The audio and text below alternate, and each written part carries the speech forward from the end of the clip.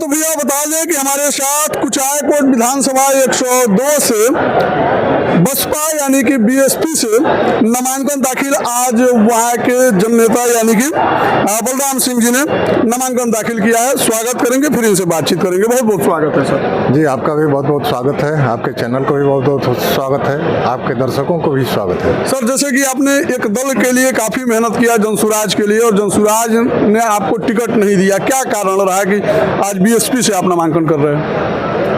देखिए, जनसुराज के प्रति जो मेरी भावना थी तो बहुत मैंने उस व्यक्ति के प्रति मेरा एक आदर्श था।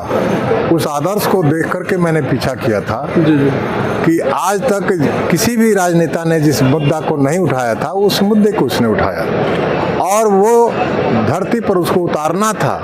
तो देखा कि एक नौजवान यदि उसके लिए अपना खून पसीना बहा रहा है तो मैं उसे उम्रदराज हूँ, उसको आशीर्वाद के रूप में उसका साथ निभाऊंगा और कदम से कदम मिलाकर उस जनसुराज को मैं आगे बढ़ाऊंगा।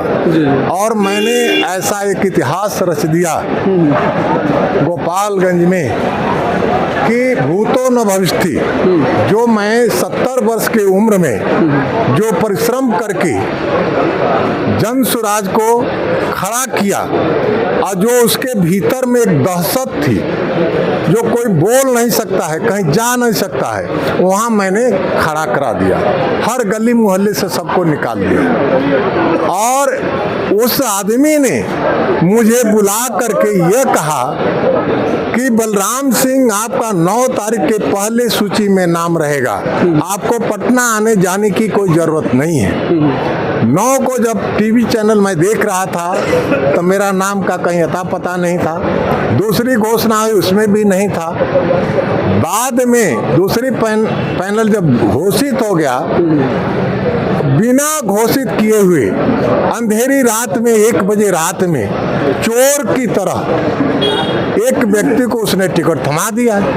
मैं सुबह 4 बजे जगता हूँ, देखा कि भाई फलना फलना अमुक बात, ये कैसे निर्णय लिया? यदि उसको वही निर्णय लेना था तो मुझे संज्ञान में लेना चाहिए, तब मैं मानता कि वो कहता है कि मैं सरस्वती पुत्र हूँ। और सरस्वती पुत्र कभी अहंकारी हमने अब तक 70 वर्ष की उम्र में नहीं देखा है, और चिल्लाते हुए नहीं देखा कि मैं सरस्वती का पुत्र हूँ और इसी की कमाई खाता हूँ। तो मैंने उसको देखा कि वह सरस्वती पुत्र नहीं है, वह किसी राक्षसनी का पुत्र है, जिसने प्रशांत किशोर पर काफी नाराज हैं आप। क्यों नहीं नाराज होंगे? जो 3 वर्षों तक अपने जीवन की सारी कमाई इस जनसुराज में लगा करके मैं भिखारी बन गया। आज मैं बहुजन समाज पार्टी से खड़ा होने जा रहा हूं। मैं लोगों के पास हाथ फैलाऊंगा कि मुझे चंदा दो, मुझे लोकतंत्र के पर्व में मुझे लड़ना है, और ऐसे लोगों को हमको भगाना है जो दूसरे का चाल चरित्र और चेहरा देखता है और कभी अपने चाल चरित्र चेहरा को नहीं देखता है। जैसे सम्राट चौधरी का उसने पगड़ी खोलने का ऐलान किया, मैं भी पांडे प्रशांत किशोर का पगड़ी खोल कर रखूंगा। मैं बाबू ब्रिकवर सिंह के खानदान से आता हूं। वो 80 वर्ष में फिरंगियों से लड़े थे, मैं 70 वर्ष में अशोभनीय आचरण करने वाले से, अशिक्षित लोगों से, जो कहता है वो करता नहीं है, जो नहीं कहता है वो करता है, ऐसे लोगों को मुझे हटाना है। तो क्या बसपा ने आपके ऊपर उम्मीद जताया है और आपको टिकट दिया है, बसपा ने आपको उम्मीदवार बनाया है, तो क्या बसपा के उम्मीदों पे आप खरा उतर पाएंगे? और जो जनसुराज के लिए आप वोट मांगा करते थे, जो वोट आपने बनाया था, क्या उस वोट को आप मूव कर पाएंगे बहुजन की तरफ?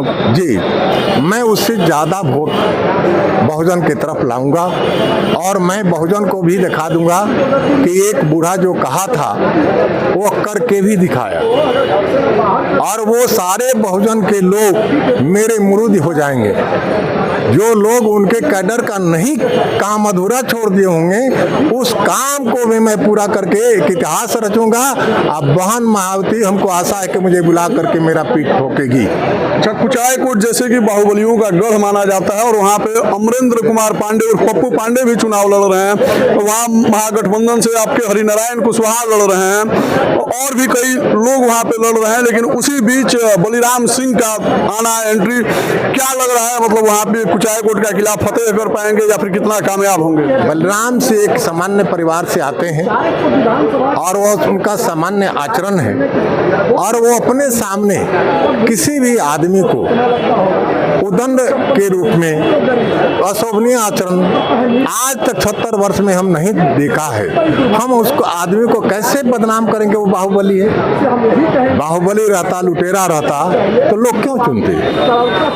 कोई ना कुछ काबिलियत है तो अपना काबिलियत दिखाया, जिस तरह से करके दिखाया, तो उससे हमारी कोई विरोध नहीं है। हमको विरोध है राजनीति में सिद्धांत से।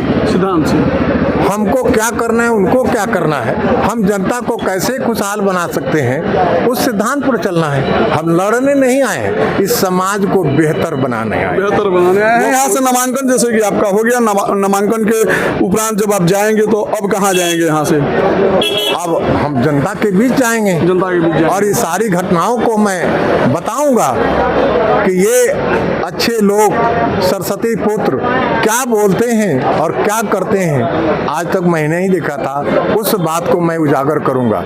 इस बूढ़े आदमी को सरेआम बेइज्जत किया किस अधिकार से?